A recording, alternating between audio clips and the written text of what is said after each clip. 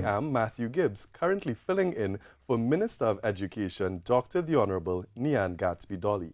And that is because she is joining me here in studio today as we discuss education administration in 2021. What do we have to look forward to in this new year?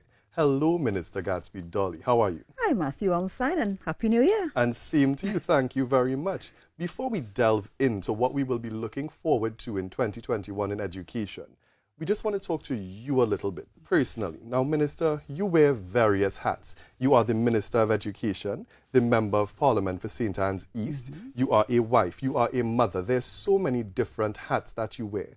How do you manage it all? With God's help and time management. It is a lot, but it really comes down to prioritizing the things that are important at a particular time and having that schedule in your mind of what really is important at a specific time. So you do that and you try to keep everything on an even keel. Well, you seem to be doing it very well because every morning, without fail, we can get a positive word from you, Minister Gatsby-Dolly. If you open your Facebook, you will see a positive word, and we appreciate that. Now, as we go into education, 2020 we know was a doozy. It was a year that nobody expected. You came into the Ministry of Education and you had to hit the ground running. There were so many different things that had to happen that you had to overcome. Taking those lessons from 2020, as we enter into 2021, what do stakeholders in education have to look forward to as it pertains to policy, as it pertains to development? What can we look forward to? Okay. So there are quite a lot of things happening at the same time. And that's because of our situation. So no one expected us to have school fully online. So while education stakeholders were preparing for that return to school with 2 weeks' notice, based on the trajectory of the virus, we reached the point where fully online school. So a lot of that was very difficult. A lot of things had to come together very quickly. And so we continue in that mode as of 2021. In term one, our stakeholders really stepped up.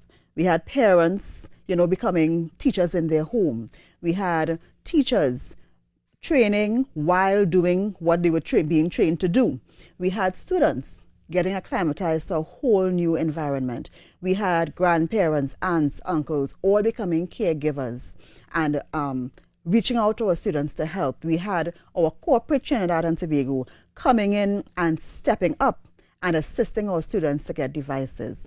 So as we head into term two, we are still, of course, bearing the vestiges of what happened in 2020. We are still in online school mode. So school would have opened virtually on January the 4th. And based on our reports, we had, people coming out to school, teachers coming out, principals, students coming out and engaging themselves once more. So the aim of our education system, one of our main aims for this academic year, is to get our students online. No child left offline. Because the online environment is the best replacement for the face-to-face. It is not perfect, and we are not at all saying that. However, this is the circumstance we are in. This is the hand we've been dealt. And so getting our students online at this time forms the baseline for our ability to reach out to them. Of course, there are issues of quality of education, and that's another topic. But in the first instance, getting our students online. And so we are, at this time, the government has gone out to procure 20,000 laptops. And that process is ongoing. The RFP will close in January. So we look forward to, based on the schedule of deliveries, which is taking a little longer because of the crunch, we are looking forward to February, early March to be able to deliver those devices. Through the Adopt a School initiative, and we really want to thank again corporate Trinidad and Tobago, they have delivered 10,000 and more devices. Over 20,000 were pledged. And of course, they are also experiencing the crunch in terms of delivery. And so they are coming in. And at this point, we actually have one of our large donations coming from TAT. And TAT has really stepped up and made the arrangements to be able to assist. And so we are now embarking on that distribution of 9,200 devices. 800 came previously, and those have been going out to schools, And so we are looking within the next week, starting the distribution of that 9,200. And what we have asked is that the schools that are receiving give them first to their standard 5 students, because we are looking at the primary school, we have a lot more devices in the secondary school system. The primary school system is where we really need the bulk. And so we are asking the schools to give first to your standard 5, because of course the exams are coming up. So no child left offline, and of course through the Ministry of Finance, there is an allocation for giving our students MiFi devices for the connectivity part of it. And so we are working on that end as well. That RFP should go out soon to be able to provide those so that we can give out. The means test that will have to go along with these devices, because as you appreciate, if devices are available, we want to ensure it goes to those who need it first. And so that means test, the Ministry of Education has been working in collaboration with the Ministry of Social Development, so that is prepared.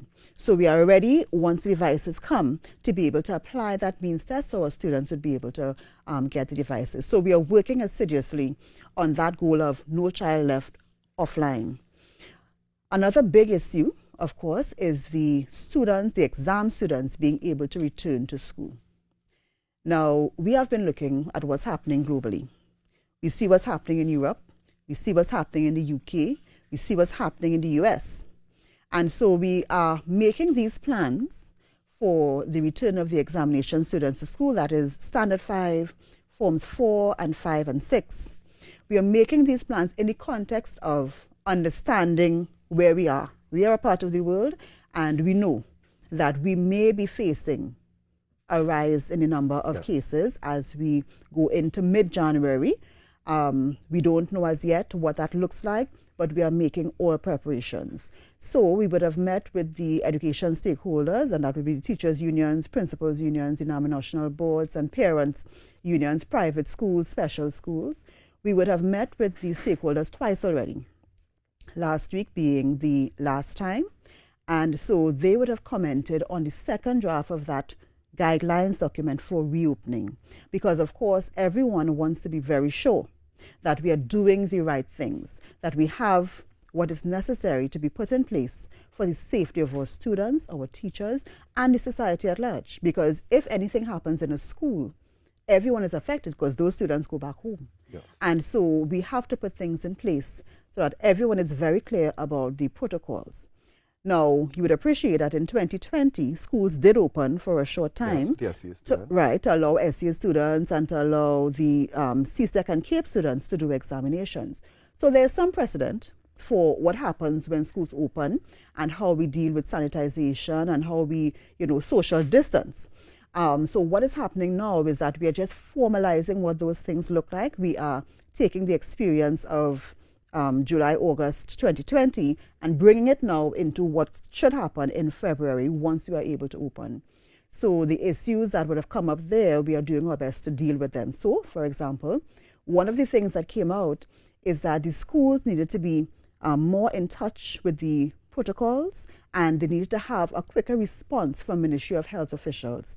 So what we are putting in place, and Cabinet has already approved it, is a medical unit for the Ministry of Education, where there would be one, and we are trying to get it into two district nurses per district in Trinidad and Tobago, so that they would be able to respond directly with the principals, and a doctor who would have overall control of what's happening with respect to our medical protocols in schools, so that there can be quicker communication and more comfort, so that the schools and the parents would be able to really get that response that is needed, because we can't afford for them to feel any way unsure.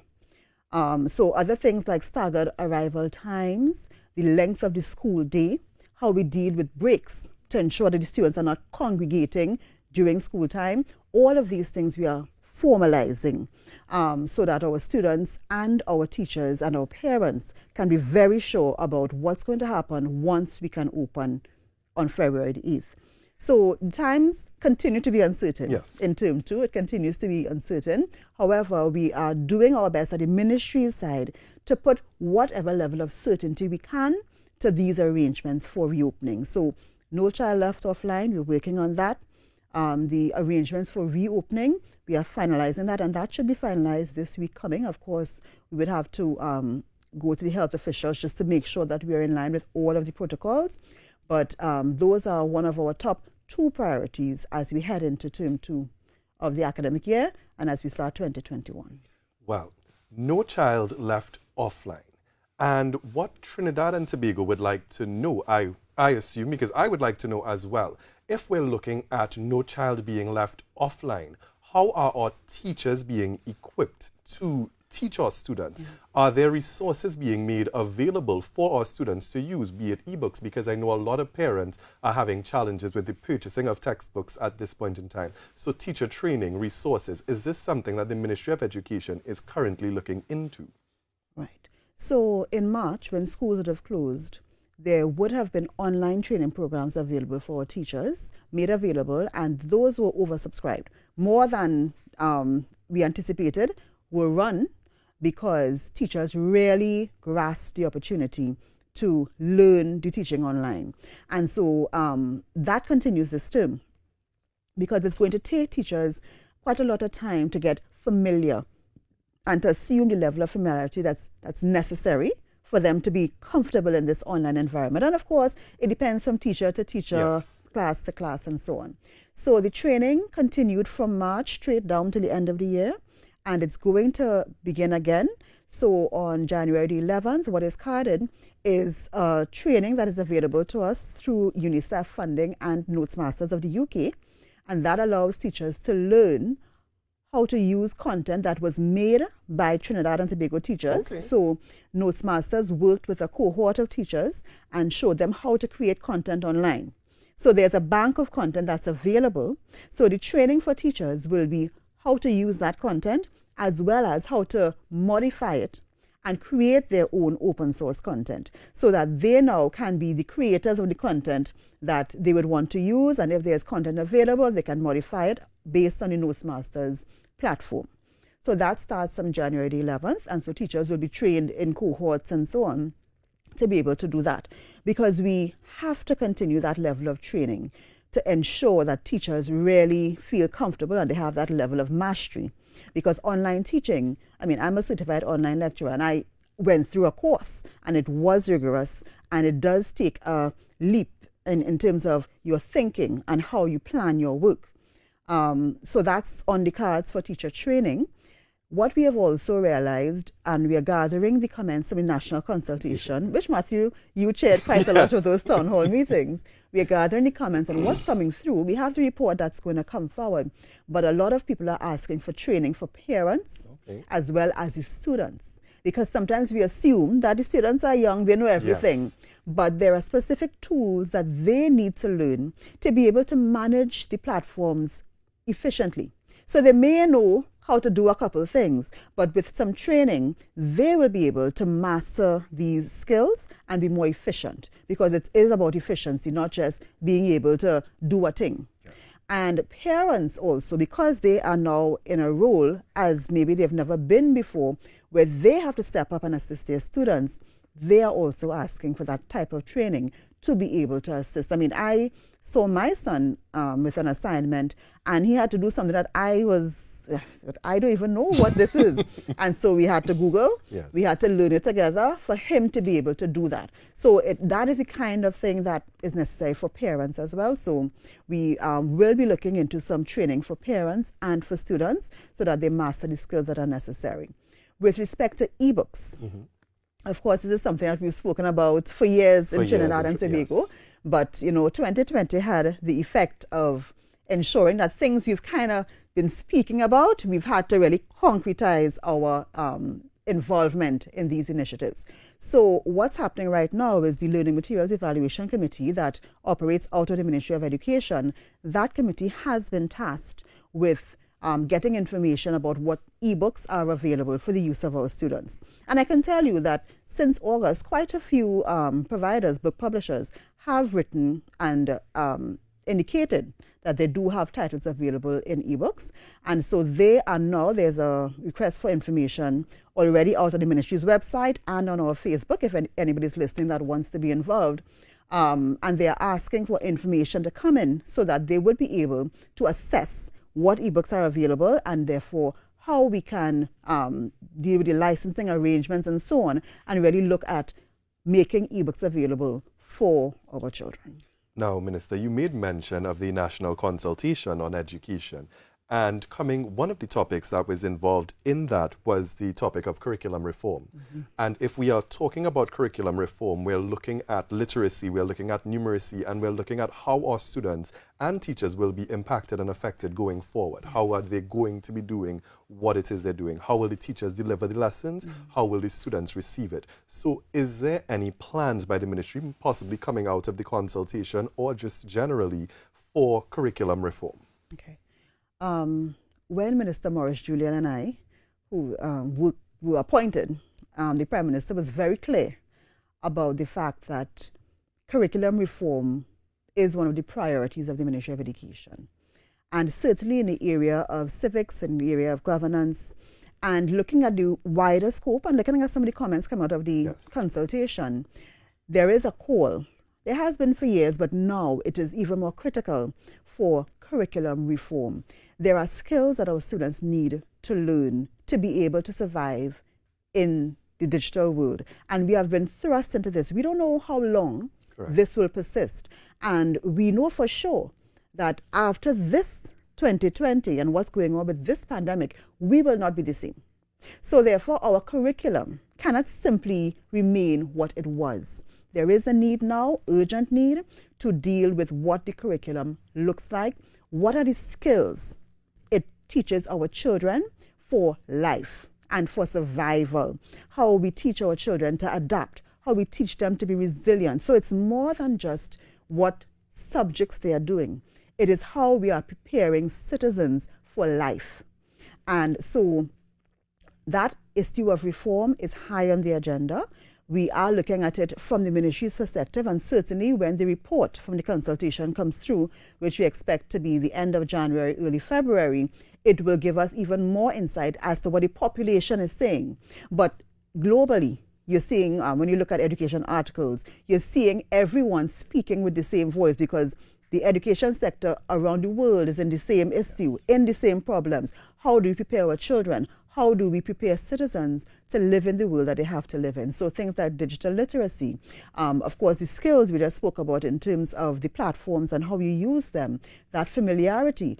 CXC has for years been speaking about e-exams and doing online testing, and therefore how we prepare our students. You can appreciate to get students to be able to reach to the point where they are doing exams online. They must be doing assignments online. They must be, that must come like their pen. Yes. The ability to type and to type efficiently, the ability to think in digital terms, the ability to find information. These are things that we have to emphasize in the new curriculum, in teaching our students how they survive in this digital age. So certainly that issue of curriculum reform and emphasizing the role of the citizen to the country and the, how we govern ourselves. These are also extremely important things that have to be taken into account. So curriculum reform, that's high on the agenda. You were mentioning about literacy and numeracy. Trinidad and Tobago, we continue at the Ministry of Education to collect data based on literacy and numeracy in our schools. And it is clear that we are not all as literate and numerate as we would hope to be, and there's lots of room for improvement. And that being so, we have to look at how we do that and how we do it in the context of 2020, 2021, what's continuing now, how we build that resilience into even that aspect of the curriculum. So there are quite a number of programs that deal with numeracy, literacy, self-directed programs that have existed prior to 2020. Yes. But we have not, as an education system, embraced these in a way that makes it available to all.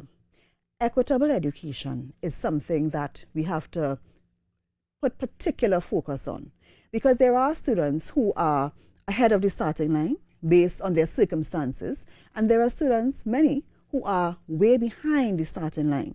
So we have to look at our education system in an equitable manner. How are we meeting students at the point of their need? And that literacy and numeracy, that is one of the areas we have to address. And getting an online solution to that, I think we are way overdue. So the Ministry of Education has put out expressions of interest, asking persons to now, if you have a program that is self-directed, meaning that it meets a student at the point of their need, Yes. and it works with a student in that way. So that program would have analytics built into it. So a student can go on, say 10 students, they go on, and depending on where each of them are in their level of literacy and numeracy, the program will now direct further exercises and so on to that student at their level of need. So a teacher then can have use of that kind of program, and doing that will allow an entire class at different levels to be progressed in the way that they need. And literacy and numeracy are two critical, fundamental areas that we need to have our students proficient in. So we are looking for programs that deal with literacy and numeracy in an online self-directed environment, so that we would be able to evaluate how we can incorporate that into our education system. The push to get devices and the push to get connectivity is not a COVID response at this point. It really is, and started as that because that is what was necessary at the time. But now it is the way the education system has to transform. It's a critical pillar of the transformation, and therefore everything we do from now on will incorporate technology so that we have the best of the education system, which is a blended system. Face-to-face interaction, which gives you the opportunity to really focus on difficult concepts and so on, and the online environment, which is a whole different world that our students can be involved in outside of the school environment. So you get more immersion, you get the students more interactive, interested, they can work on their own time. Parents can also be very much involved. And so that is what we are working towards, the blended system, which gives us the best of the technology and the best of the face-to-face. Thank you, Minister. Now, you emphasized everything that the Ministry of Education has been highlighting for the past year or more: access, quality, equity, and then you went on to mention transforming education. So we're transforming education at this point in time. We're transforming education in 2021. But we also want to ensure that in that transformation, when we're looking at our online resources, you mentioned that by February 8th, we're looking at students returning to a physical space. Are our schools prepared to receive our students? We know that many of the schools in Trinidad and Tobago are aged. Has the repairs been done to ensure that our students can return comfortably to those environments? Okay. School repair is something that never stops at the ministry. You mentioned the fact that we do have schools that are quite aged and always need a level of repair. So there's always projects. So schools, principals would submit through an online system that the Ministry of Education has their different projects and areas for emphasis. So from March, December 2020, over 350 projects would have been done at schools. And we have possibly maybe 95 projects going on now, estimated, that would ensure the readiness of schools for opening once we are able to open on February the 8th. In terms of sanitization equipment as well. Now, schools were open in July, August. So many schools already have the sinks and so on that are necessary. But there are some schools that still require, some require more, some require installation. So that is also ongoing at this time to ensure that we have all schools at the point of readiness, which is not to say, Matthew, that once school opens, remember these plans have been down, they will be down for almost a year. So you can do as much as presents now, but certainly we do expect that when school opens and children get into the plant, you're going to have things happening. And the Ministry of Education has a budget for that. And so we, at the staff in the ministry that are dedicated to ensuring that schools are at readiness, they will be on high alert. Our partners in terms of repair with MTS, our partners. And so everybody is on a high state of alert. So we are as prepared as we can be. We're making sure we're as prepared as we can be, but certainly ready for when school opens and we get those things coming up that no one could have predicted, you know, and so we are going to be in a state of readiness to be able to ensure that our schools remain open and that our students are well served. We do have some students in buildings that are not the actual school. That is still the situation. Some students are in school in a community center and so on, and there's work ongoing to finish some of the schools that were under construction. That continues, so we expect in this term as well to see the opening of some of the schools that were advanced stages of construction. So that's ongoing as well, and so we're doing the best we can from the ministry side to ensure that once school is open, it remains open based on the suitability of the school for the students and teachers' occupation, as well as the sanitization and the procedures put in place to ensure that we don't have the spread of the virus within the schools. Thank you very much for that. Now, Minister, we have an area that was of major concern when the ministry mentioned it a little while ago. The ministry mentioned that there had been changes to the scholarship program. And we have the national bursaries, and we have all these different things that are available now. You have been very clear to indicate that this will be benefiting more students than the scholarship program would have at that point in time. Now, we've entered 2021. Students have not yet received the national bursaries because the ministry is still evaluating. What can students look forward to now?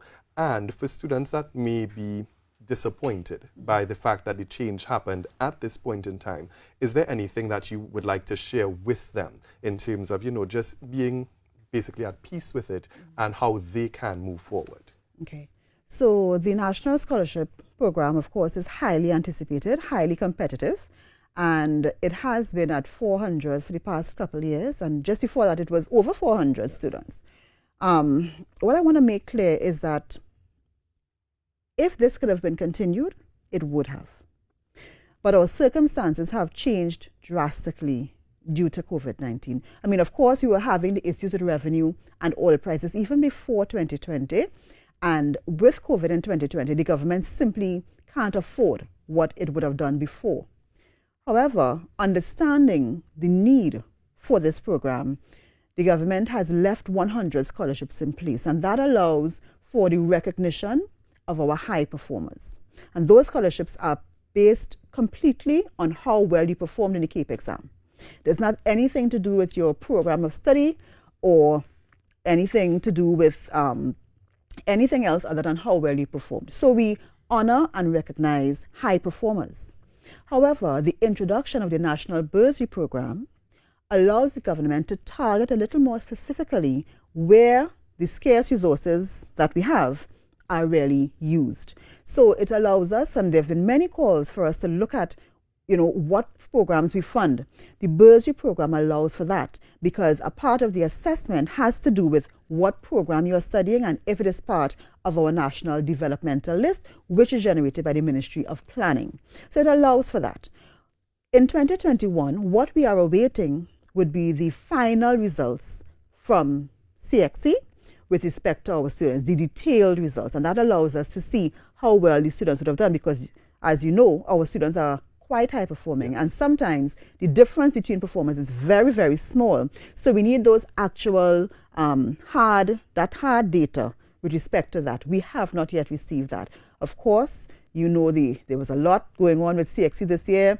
The exams were later than usual, so the results were later than usual, and then there was issues with the results itself because the exam itself was different based on the situation in 2020. So we have not yet received that. Once we receive that, and we have written to CXC asking for it, but they only finished the reviews last week. Oh, wow. So we expect within the next 2 weeks or so, based on their schedule, I know they will prioritize it, we would expect the actual hard copy of the results. And once that is sent to us, we'll be able now to assess where the scholarship will come from, the scholarship winners, where that will come from. The other thing with respect to the bursaries, of course, when we get that list, we'll be able to advertise now for applications for the national bursary, because that's another difference. For scholarships, those are awarded based on merit. For the bursaries, you now have to apply if you are interested in getting a national bursary, and the criteria has been laid out, but it will be further elaborated at the time of the advertisement. So when you're applying for your bursary now, you have to now include the usual things that apply for a bursary, like a statement of purpose. You have to, your grades count, of course, your community service counts, and what you're studying also counts, because we are looking to tie the investment to our developmental list. We are also looking to award students who contribute to their country. And by selecting for that, what we are encouraging is that more of our students will find ways to contribute to our community. We need persons to give back. We need persons to be involved. And if we do that, we want to encourage that behavior. So all of that will be asked for when the time for application comes. And therefore, we will have now a full spectrum of the student to be able to evaluate. And in that evaluation process, we will be utilizing the Scholarship Selection Committee.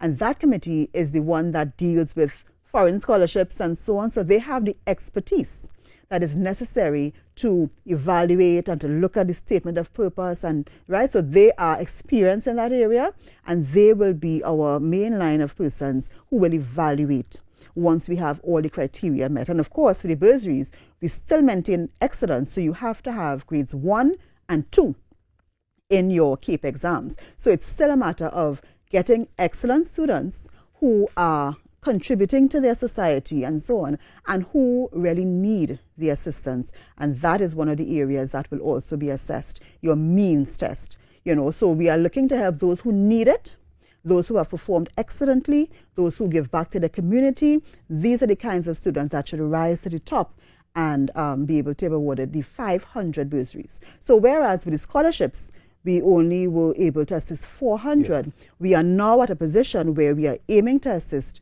600 students. And it will be less, because instead of the scholarship where you can go anywhere in the world, what we are going to do is to limit that now to our local institutions, okay, so that we will be able to, one, infuse them, and two, help more people with what's available to us.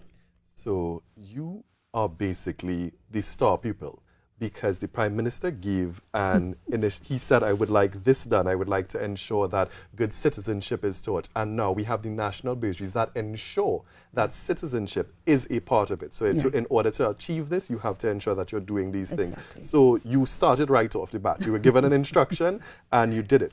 So as we're talking about student performance, because you made mention of the excellent academic performance of our students in Trinidad and Tobago, if we are to look at academic performance, and you mentioned that the ministry is continuously doing data collection. For the last term, for term 1 of 2020-2021, with the new online system, how has the performance of students been? Are you pleased with the performance? Are there areas that need to be worked on? What would you say about the performance in term 1? In term 1, there was no end-of-term exam, and there is no formal exam coming from the ministry, where it is a standard across the board. So as it is, we have to collect data, because there are still schools who are now giving out report cards into the new term, as everybody is getting accustomed to the system. So we will collect that type of data from schools, but what we emphasized last term is that as much as possible, schools should do cumulative assessment, so that there isn't this penalizing of students at the end, which is how some of them feel. Yeah. We've had to get accustomed to a new system, and then there's a test and so on. So we will collect that data to get an idea of how the students were able to perform, and to see what was also asked of them. Because unless the data has some type of standardization, it will be difficult to assess, how they did, who did, and what and so ever. But we will be looking at that as a greater part of the issue of quality in education and equity in education, which is an area that the country, again, is clamoring for. We need to understand how our schools are performing on a standard criterion basis. How are our schools performing? What are our successful schools, and what does success mean? Yes. Because, of course, performance in terminal examinations, SCA or CAPE and CSEC, that's one way of assessing the success of a school. But you also have to look at how schools are adding value to students. So if you get students who, didn't do so well in SCA, and by the end of your time with them, they are performing a lot better, then that is also a measure of success that should be recorded. if your school is preparing students in different ways to contribute to society, so if you have a very strong arts program, a very strong sports program, and so on, these are also measures of success and how your students do. So what we are embarking on now at the ministry is taking a look at how we measure schools, how we measure success, and how we should measure it, and therefore come up with a basis for measurement and assessment of our schools, which can be implemented, and we are looking at this year to implement that so that we can really assess how our schools are doing. What's the ideal Trinidad and Tobago school? Which of our schools are closest to ideal?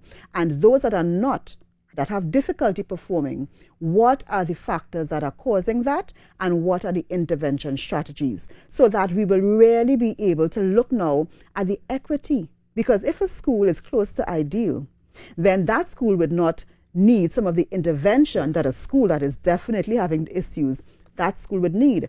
And the monitoring of that, and being able to see how that school is progressing, that is critical for us now. So, and I think what has happened with the COVID situation, the eyes of the country have been opened with respect to what's happening in education. Yes. So it's no longer something that your children go to school to do. It's something happening in your home. It's something as a parent you're seeing. And therefore, the challenges of education that teachers are facing and the challenges that are systemic have become, I think, more obvious. So the call now is for many things happening at the same time, and the ministry has to respond to that. And so the staff of the ministry is very much engaged in following down all these different areas. So it's not just curriculum reform, it's also quality in education. It's not just quality in education, it's also how our schools are physically prepared. It's not just how the schools are physically prepared, it's also how our teachers are trained. And so there's so many different things happening at the same time, but they are all equally important and interrelated. So the ministry has had to respond to all of that. And I must thank the staff of the ministry, because it is a lot of work to do at the same time, but that is what is necessary at this time to be able to bring that holistic transformation. So that quality in education that you reference when you ask how are our students doing, that is a very important project that we are also embarking on. And you made a very valid point, Minister, and coming out of what it is you just said, even during the National Consultation on Education, there was a lot of persons that emphasized what is a good school? How do you measure a good school? And you made very valid points. And I think that Trinidad and Tobago will be happy to hear what you said in terms of what makes a good school. Coming also out of the national consultation was the theme, transforming education. It takes a village. In 2021, what are you expecting from this village? Because it was put out there that you can't do it alone. The ministry can't do it alone. You as minister can't do it alone. You had put out the call for devices, and the Adopt a School project was started. In 2021, what are you looking forward to, or what are you looking forward from stakeholders in education? We are looking forward to patience, above all. Patience, and because the expectations sometimes can be very high without the full understanding of what it takes to bring a change in certain areas that have been this way for many years. Yes. So patience is one of the things, I think one of the main things, patience and kindness. We need to be kind to ourselves and patient that as we progress, things will be done in a manner that is necessary and the best we can. So we're looking for patience, we're looking for support. When I mentioned those intervention strategies, this Adopt a School program is one of those things. Mm-hmm. Without being labeled an intervention strategy, that's really what it is, to intervene, where we have people other than the usual stakeholders intervening in schools to make the difference that is needed. We see intervention by schools with strong PTAs. Yes. We see intervention by schools with strong alumni associations. And I can tell you that our most successful schools, if we are looking at success simply by way of terminal examinations, are schools that have strong villages surrounding them. Alumni associations, PTAs, school boards, and so that will have to be replicated. And we will have to ask for the support of our stakeholders, non-traditional stakeholders, in those intervention strategies. It is not the government alone that can make the difference. And so based on the response by corporate Trinidad and Tobago to the Adopt a School alone, and based on many of them looked at it and said, this is not a a one time for us. Yes. And we want to be involved. So the Ministry of Education now has to create the channel so that there are avenues for corporate Trinidad and Tobago to be involved, because it's all of our business. Education is all of our business. And so that is what that intervention initiative will do. It will allow formal channels so that corporate Trinidad and Tobago can say, okay, so this is a way I can do it. By creating the facility to donate devices, it gave them an easy way into helping. What are some of the other things that are needed, and how can we make it easy and simple for our community and our stakeholders to find themselves, to locate themselves in a strategy to help a school? And that is the work of formalizing what those intervention strategies would be. And I think the comment that you made there, that education is everybody's business, is the one that has to hit home for Trinidad and Tobago. Everybody needs to understand that for the country to be successful, each one of us has to do our part. That includes me, that includes you as Minister. We all have a part to play. Now, Minister, this is the toughest question that I'm going to ask you today. Are there any final words that you'd like to give to Trinidad and Tobago as we wrap up this conversation on education administration in 2021? I want to thank all of our stakeholders for what they have done in 2020. And I want to indicate that we will need your support in 2021. Our challenges have not been fully surmounted, and we don't know what will come in 2021. So we do need your patience, we do need your support, we do need your contributions. And we thank you for the over 10,000 submissions we've had between the town halls and the surveys and so on. We want to thank you for your contributions. We want to thank you for your ideas. And from the side of the Ministry of Education, we are going to be doing our best on all of the different levels to address the transformative issues that are necessary at this time. And we pledge our hard work, commitment, and support as we have been doing. And so we look forward to partnering with the national community to the benefit of our children and to ensure that in 2021 we continue on this road of education transformation. Thank you very much, Minister Gatsby Dolly. Thank you, Trinidad and Tobago, for joining the Ministry of Education for yet another conversation in the MOE Conversations, this one, Education Administration in 2021. We understand now that education is everybody's business, and we also understand that transforming education takes a village. You are a part of that village, so what will you do to support the business of education in 2021? Thank you for joining us, and look out for the next installment of MOE Conversations.